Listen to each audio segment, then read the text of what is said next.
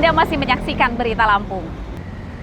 Dan bagi Anda yang baru saja bergabung, berikut Berita Lampung pilihan hari ini.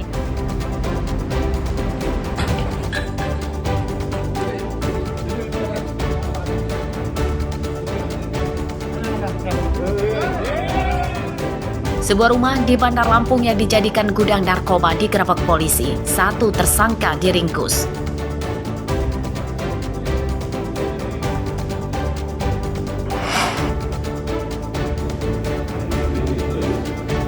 Polda Lampung membongkar kejahatan pemalsuan BBM oleh seorang sopir dan kondektur truk tangki Pertamina. Tersangka menukar Pertalite dengan minyak mentah saat pengiriman ke SPBU.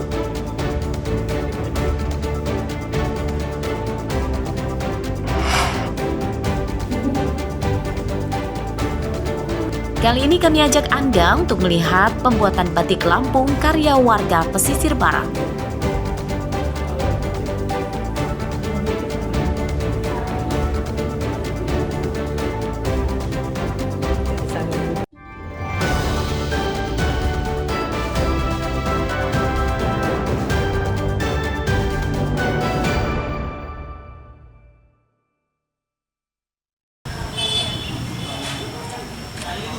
Pelayanan pengurusan pajak kendaraan di kantor Samsat Waikanan selama program pemutihan pajak kendaraan tidak seramai seperti di kantor Samsat daerah lain.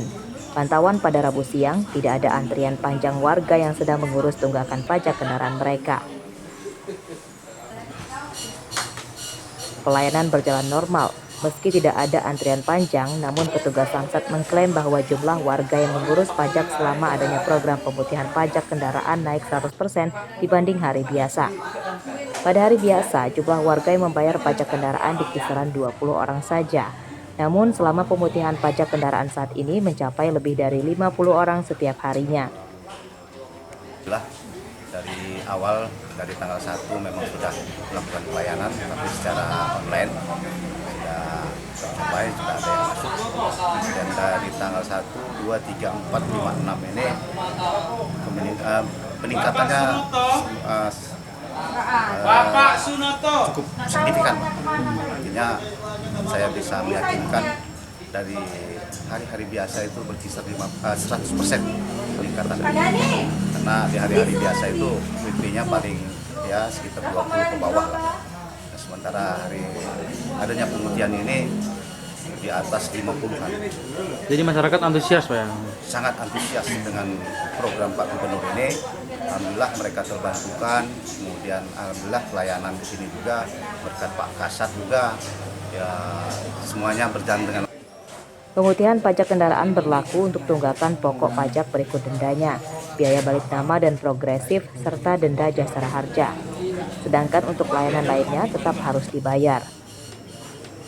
Untuk mekanisme yang pertama kami jelaskan dahulu, ada 3 program pemutihan ini. Yang pertama adalah bebas denda, ya, pajak kendaraan bermotor atau tunggakan pajak kendaraan bermotor itu dibebaskan, beserta denda jasara harga ditiadakan.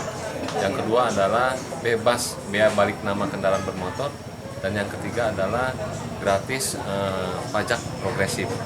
Jadi untuk mekanisme pembayaran pajak seperti biasa, wajib pajak yang pemilik kendaraan bermotor aslinya wajib datang untuk melakukan pembayaran pajak berikut membawa surat tanda nomor kendaraan bermotor dan bukti kepemilikan yaitu BPKB serta kendaraan. Jumlah kendaraan di Kabupaten Waikanan pada tahun 2024 mencapai lebih dari 138.000 unit. Rinciannya sepeda motor sebanyak lebih dari 7.000 unit dan mobil lebih dari 130.000 unit. Ardio Haba melaporkan dari Waikanan.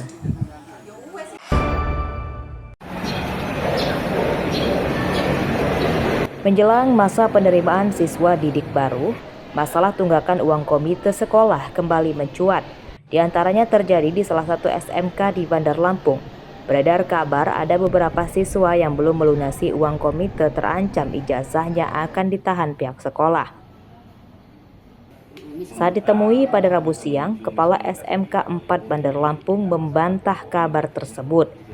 Pihak sekolah menyatakan uang komite adalah uang sumbangan sukarela, meski tarifnya telah ditentukan sebesar 2,4 juta rupiah sesuai kesepakatan rapat dengan wali murid.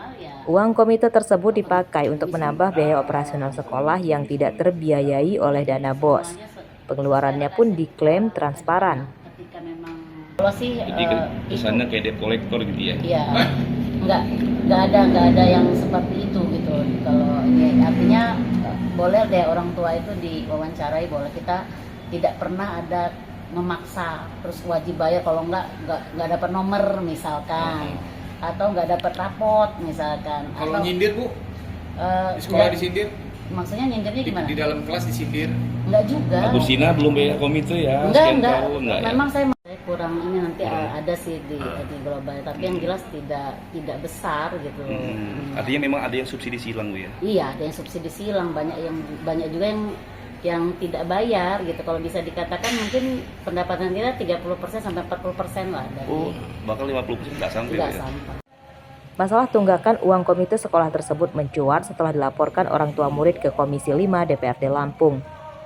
Menurut anggota DPRD, pihak sekolah dilarang memaksa memungut uang komite karena aturan yang ada adalah acuan bukan kewajiban. Pihak sekolah itu nggak bisa memaksa, gitu ya. Pihak sekolah nggak bisa memaksa orang tua untuk menetapkan tarif tertentu untuk support biaya pendidikan selama 1 tahun.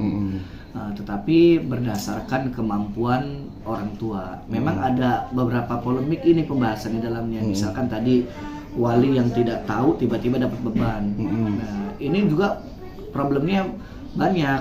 Entah karena dia tidak hadir dalam penetapan itu, jadi dianggap setuju, atau dia hadir, dia tidak setuju tapi dia tidak berani berbicara. Ini salah di orang tua juga. Sedangkan dia dikasih kesempatan untuk berbicara, kemampuan, tapi dia tidak berbicara sehingga dianggap mampu. Nah, ini kan menjadi problem begitu ya. Maka komunikasinya kalau memang pakai bahasa sukarela, sekolah tidak bisa memaksa. Orang tua kalau punya keberatan silakan disampaikan. Dalam peraturan, uang komite sekolah adalah sumbangan sukarela dari orang tua murid yang diserahkan kepada komite sekolah untuk mendukung berbagai kegiatan untuk meningkatkan kualitas pendidikan. Uang tersebut digunakan keperluan seperti pengembangan kurikulum, pengadaan sarana dan prasarana, hingga kegiatan non-akademik lainnya. Jeffrey Arifin melaporkan dari Bandar Lampung.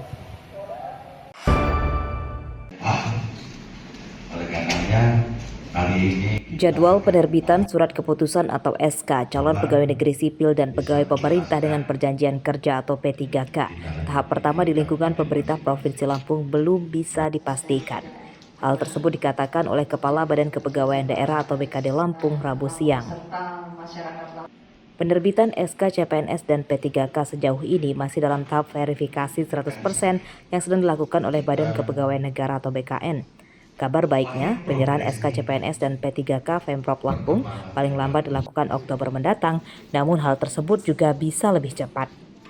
Total peserta yang akan menerima SK PNS yang bekerja di lingkungan Pemprov Lampung sebanyak 554 orang, lalu P3K sebanyak 6.873 orang. Terkait dengan penyerahan SK CPNS dan P3K, sampai dengan sekarang kan kita masih menunggu 100% verifikasi. Jadi sampai dengan tadi masih ada kurang lebih 7 ya, kalau nggak salah 7 ada CPNS dan ada P3K yang perlu diverifikasi kembali, disampaikan kepada BKN terkendalanya oleh apa. Jadi kalau misalnya sudah selesai, pasti akan segera kita lakukan pembagian kepada CPNS dan P3K. Artinya tidak perlu menunggu di batas waktu yang pemerintah pusat tetapkan itu ya Bu ya, bulan Oktober? Kalau batas pusat kan untuk CPNS itu kan di bulan Juni, kemudian untuk P3K kan di bulan Oktober gitu. Pada prinsipnya jika itu sudah selesai diverifikasi oleh BKN akan segera kita lakukan pembagian. Tapi nunggu selesai dulu semua verifikasi. Penyerahan SK CPNS tahap pertama di Lampung tidak serentak. Di Lampung Utara, sebanyak 23 peserta yang lulus seleksi CPNS 2024 telah menerima SK PNS pada akhir bulan lalu. Arsadi Saputra melaporkan dari Bandar Lampung.